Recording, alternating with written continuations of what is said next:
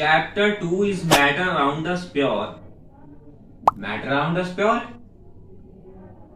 How we जज whether milk ghee butter. अरे ये दूध, घी और ये मक्खन क्या कर रहा है भाई इस चैप्टर में। थोड़ा और आगे पढ़ते हैं। Salt, spicy, mineral water. अरे बिस्लरी इसमें क्या कर रहा है भाई, भैया थोड़ा एक समझा दे। जिज्ञासु लाल, तुम भी ना बड़ा टेंशन लेते हो, बड़ा टेंशन मत लिया करो, ठीक है। बहुत इजी चैप्टर है, क्लास 9 का इज मैटर अराउंड द स्प्योर, बहुत इजी चैप्टर है। मैं तुमको इसका पूरा इंट्रोडक्शन अच्छे से समझा दूंगा, तुम केमिस्ट्री में बहुत अच्छा स्कोर करोगे। क्या आपको भी नहीं समझ आ रहा है कि इस मैटर अराउंड द स्प्योर में क्या क्या है, ये प्योर मींस क्या है, मिक्सचर क्या होती है, मैं आज इस इंट्रोडक्शन वीडियो में पूरा समझा दूंगा। तो चलिए जानते हैं।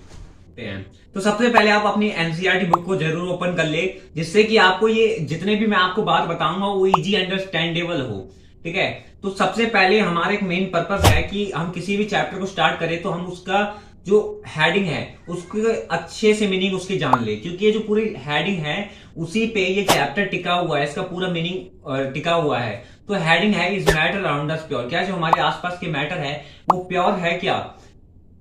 तो प्योर क्या मतलब जानने से पहले हम ये जानते हैं कि मैटर को हमने क्लासिफाई किया था on the physical property and chemical nature. तो हमने फिजिकल प्रॉपर्टी के बारे में चैप्टर 1 में जाना था, अब केमिकल नेचर, ये पूरा चैप्टर केमिकल नेचर पे ही टिका हुआ है। मतलब जो बिल्डिंग है उसकी ईंटें केमिकल नेचर है, मतलब इस चैप्टर की जो बिल्डिंग है वो केमिकल नेचर है।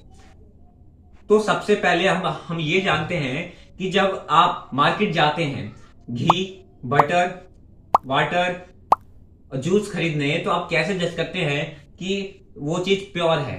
आपने नोटिस किया होगा कि जो प्योर वर्ड है वो ऑलरेडी राइटन होता है कंज्यूमर पैक पे, जैसे कि यहां पे भी लिखा हुआ है और यहां पे भी लिखा हुआ है, ठीक है।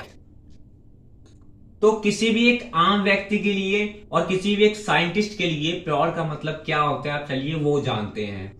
तो हम जानते हैं किसी भी for a common person pure means having no adulteration. आपकी बुक में ये लाइन लिखा है और आप अडल्ट्रेशन देखते ही चकरा जाता है आपका दिमाग कि अडल्ट्रेशन मतलब है क्या। अडल्ट्रेशन मतलब मिलावट ना हो, ठीक है।